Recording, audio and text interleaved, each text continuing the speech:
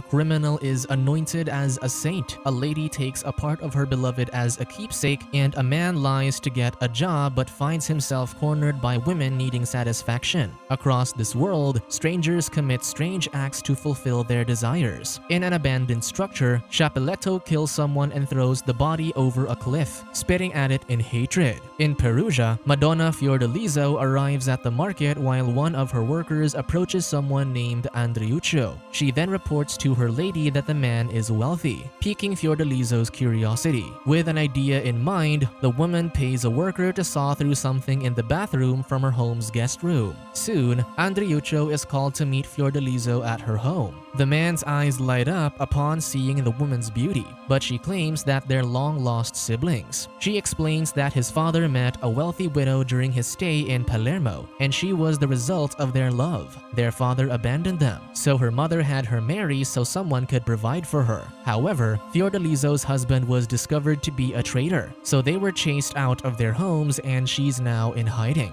Fiordaliso claims to be happy when she discovered that her half-brother arrived there, and Andreuccio returns the sentiment, though he's still confused. With this, Fiordaliso invites the man to celebrate over supper. As the night progresses, the lady says goodnight to her half-brother before leaving him to sleep. While undressing to get ready for bed, Andreuccio suddenly feels stomach pain, so he rushes to the toilet but immediately falls as the floor has been damaged. He calls out for help, but Fiordaliso just takes the money from the bag he left on his bed. Realizing that no one will help, Andreuccio desperately crawls out of a cramped opening and drops to the ground. He still tries asking for help, but Fiordaliso's workers yell at him, claiming that he's a drunk. Threatened, Andreuccio runs to the ruins, where two suspicious men find him. He tells them his story, hoping that they'd help, but the men just laugh, pointing out that he'd been robbed. Realizing that he's penniless, the men invite him to help in their task. Desperate, Andreuccio joins them as they head to the church. The archbishop died yesterday and was put to rest along with his belongings, including an expensive ring. With this in mind, the robbers break open the tomb to steal the jewelry. Andreuccio helps but refuses to climb into the tomb to take the items. The men threaten him, so he has no choice but to climb in. He's stunned by the lavish accessories on the corpse, particularly the ring. Immediately, Andreuccio takes the ring and hides it in his clothes before he tosses the other items to his accomplices. The men question him about the ring, but he insists that it isn't there. Doubting him, the robbers trap him inside the tomb before running off. Andreuccio screams in terror as he's trapped with a corpse. Not long after, another group of robbers begin opening the tomb, unaware that it had already been looted. When one climbs in, Andreuccio bites his leg before he sees him, making the other robbers run in terror. With no one around, the man finally escapes, happy with the ring that's worth more than what was stolen from him. Outside of town, a gardener tells a group of workers about his old job at a convent. The place has many beautiful ladies, but they like to order him around, so he left. The sacristan asked him to send someone to replace him but insisted that they can't have a young man there to avoid temptations. This catches the interest of Masetto, so when everyone's asleep later, he sneaks away and heads to the convent. The steward demands to know who he is, but Masetto doesn't reply, pretending to be deaf-mute. With gestures, he claims that he's hungry and will work for food, so the steward lets him in. While he's being fed, the Mother Superior arrives, so the steward explains that Masetto is a mute looking for work. He suggests hiring him as their gardener since he seems strong, and the nun agrees, taking pity on the man. Soon, the other nuns arrive and become interested in the handsome man. He becomes the convent's gardener, and two nuns secretly watch him with interest. As they do, one wonders about the pleasures between a man and a woman. She hints to her companion that they can find out using Masetto, and he won't be able to tell anyone since he's mute. When her friend reminds her that they promised themselves to God, the woman points out that they've broken many promises already, so this shouldn't be different. With that, they lead the man into a hut where they take turns satisfying themselves with him. Unbeknownst to them, the other nuns hear their activities. They wonder about telling Mother Superior, but one complains that those two shouldn't be the only ones to enjoy their time. Because of this, the women soon take turns having Masetto in their rooms while the man enjoys the attention.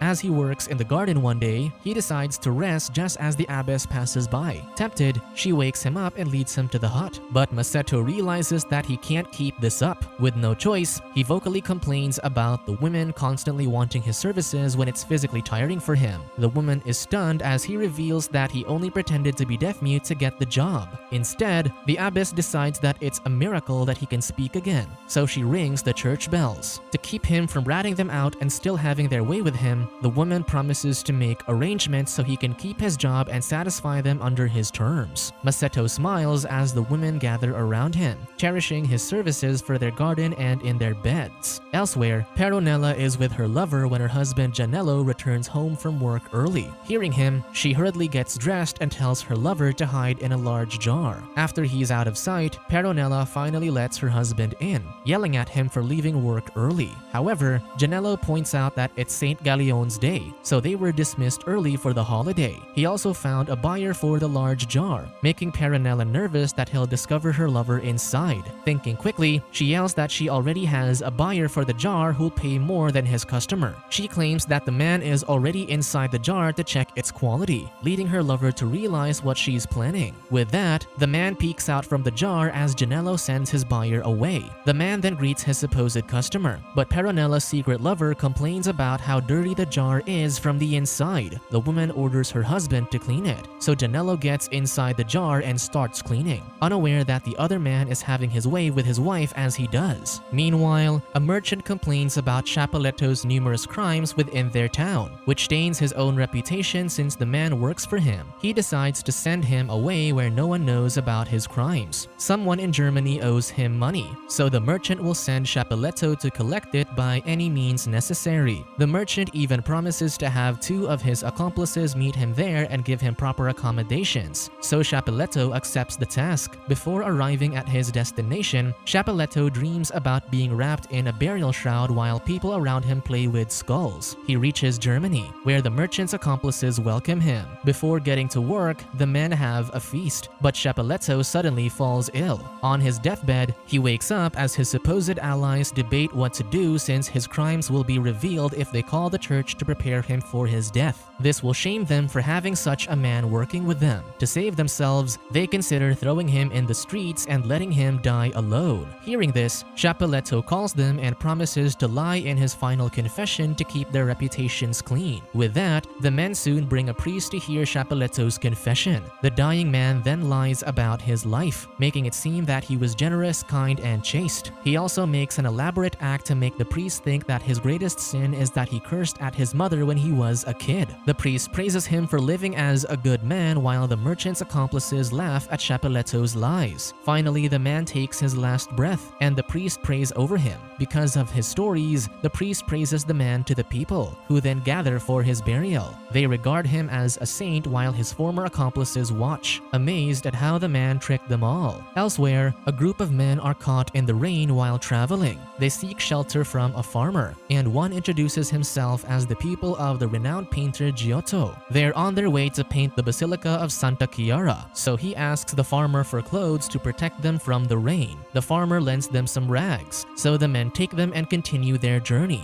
laughing that they look like peasants. They soon arrive at their destination, though the priests are confused about their ragged clothes. Still, they carry on with their task, but the painter seems unsatisfied with the picture they're basing the painting on. He heads to the market in tattered clothes to watch the townspeople, giving him inspiration on how to depict them in his work. In the same town, Ricardo joins a feast with wealthy men but soon moves away from them. Meanwhile, the daughters play a game in the woods. Caterina uses this chance to secretly meet with Ricardo since the two are hiding their relationship. Ricardo wants to confess their love to her parents, but Caterina still doubts the man's affection for her. He promises that he loves her dearly, and he'll prove it if she sleeps on her terrace tonight. With this in mind, Caterina later complains about the heat to her mother, so she convinces her to let her sleep on the terrace. That evening, Ricardo climbs the family's home and meets his beloved on her terrace. This allows the two to spend the night of passion together without anyone noticing. Caterina's father wakes up and checks on her in the morning, only to find the couple together. He rushes back to his wife and shows her what their daughter has done. However, instead of anger, the husband insists that Ricardo is a good match for their daughter. Ricardo's family is wealthier than them, and since they've caught him, he'd have no choice but to marry Caterina to protect her honor. With that, the man wakes the couple and pretends to be angered by their activities. Ricardo quickly begs for forgiveness, and the father demands that he marry his daughter. Otherwise, he'd have the right to kill him. him. The younger man insists that he'll marry Katerina, so her father gives him a ring, which Ricardo uses to declare the woman as his wife. Satisfied, the parents give them privacy as they share a bed for the first time as a married couple. Meanwhile, a wealthy woman named Elizabeth asks her lover Lorenzo to stay in bed with her. However, he declines since he needs to start working. She sees him off, unaware that one of her brothers sees them together. Angered, the man wakes their other brothers to report this. Their eldest is furious since Lorenzo is merely their employee. He wants to kill the couple, and the others argue as they try to restrain him.